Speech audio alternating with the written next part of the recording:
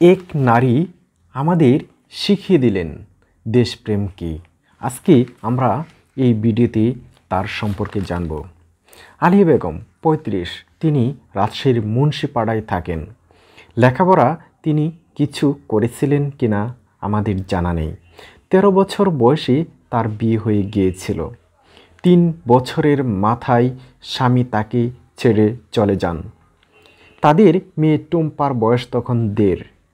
আলিয়া অগাধ সলিলে পড়লেন, বই বাঁধাইয়ের কাজ আরম্ভ করেন।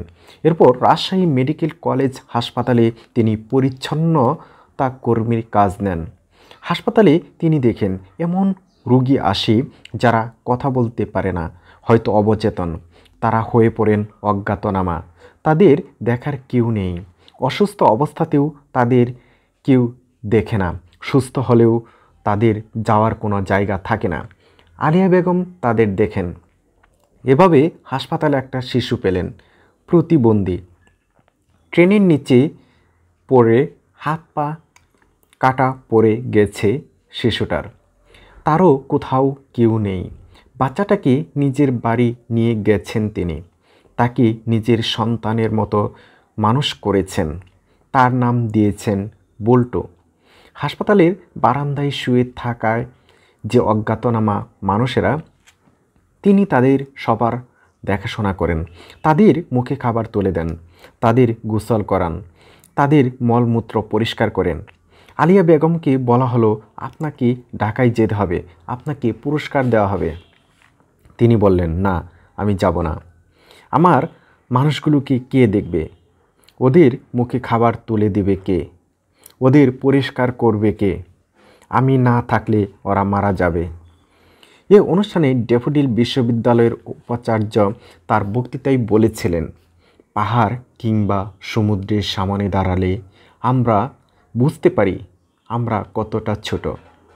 আলিয়া বেগমের সামনে এসে আমরা সেরকমই বুঝতে পারছি। আর আমি বললাম, আলিয়া বেগম আমাদের শেখালেন মানুষ কত বড় হতে পারে। আলিয়া বেগম মঞ্চে উঠলেন, বললেন, আমি তো কথা বলতে পারি না। প্রথমে তিনি যে কথাটা বললেন, আপনারা দেশকে ভালোবাসার কথা বলেন। আমি বলি, দেশকে ভালোবাসেন, দেশের মানুষকেও একটু ভালোবাসেন। তিনি কথা বলছিলেন আর কাঁদছিলেন। আমরা স্তব্ধ হয়ে শুনছি আর ভাবছি, তাই তো। দেশ মানে তো কেবল পতাকা না, মানচিত্র না, মাটি আর গাছ না। দেশ মানে মানুষ, দেশের মানুষ। একজন মানুষকেও কষ্ট দিয়ে কি দেশকে ভালোবাসা যায়? একটা মানুষের সেবা করলেও কি দেশের সেবা করা হয় না? আলিয়া বেগম বললেন, আমি অজ্ঞাতনামা মানুষের সেবা করি, কিন্তু আমরা কেউ যে কোনো সময় অজ্ঞাত পরিচয় হয়ে যেতে পারি। আপনি একটা চরে বেড়াতে গেলেন, গিয়ে অজ্ঞান হয়ে গেলেন, আপনাকে কেউ চিনছে না, আপনি তো অজ্ঞাতনামা। আলিয়া বেগম বলেন, যে মানুষের কেউ দেখে না, আমি তাদের দেখি। এতে যদি কোনো পুণ্য হয়, তাতে কি পরকালে আমি একটু ভালো থাকবো না?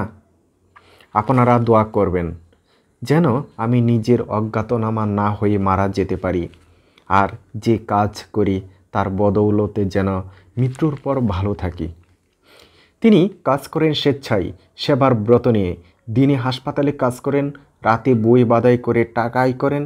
তা দিয়ে তিনি অজ্ঞাত পরিচয় রোগীদের সেবা করেন, ঔষধ কিনে দেন, খাবার কিনে দেন।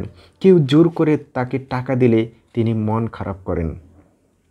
আর নিঃস্বার্থ কাজের আনন্দ বুঝি কেউ কেড়ে নিল। তিনি কি নিজেকে বিক্রি করে দিলেন? আলিয়া বেগম ভাবেন, আমি তো রাতের বেলা নিজের ঘরে লেপের নিচে শুয়ে আছি, হাসপাতালের বারান্দায় মেঝেতে কম্বলে শুয়ে রোগীরা না জানি কত কষ্ট পাচ্ছে।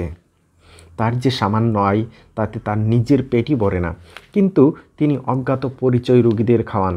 তিনি বলেন, আমি মাঝে মধ্যে নিজের না খেয়ে থাকি, বোঝার চেষ্টা করি অনাহারী মানুষের কষ্টটা কেমন। আলিয়া বেগমের কথা শুনে 22 ডিসেম্বর 2020 বিকেলে ড্যাফোডিল বিশ্ববিদ্যালয়ের মিলনায়তন সমবেত মানুষের সমুদ্র কিংবা পাহাড় দেখার অভিজ্ঞতা অর্জন করেন। আমাদের প্রত্যেকের মনে হয় নিজেকে নিয়ে বড় ব্যস্ত থেকে অনেক ছোট হয়ে আছি আমরা। একটু বড় হওয়ার চেষ্টা করতে হবে, নিজের ভেতরটাকে আরেকটু প্রসারিত করতে হবে। এতক্ষণ এই ভিডিওটি দেখার জন্য আপনাকে ধন্যবাদ।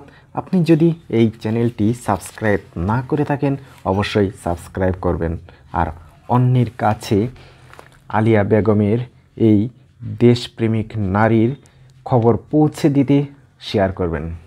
আসসালামু আলাইকুম।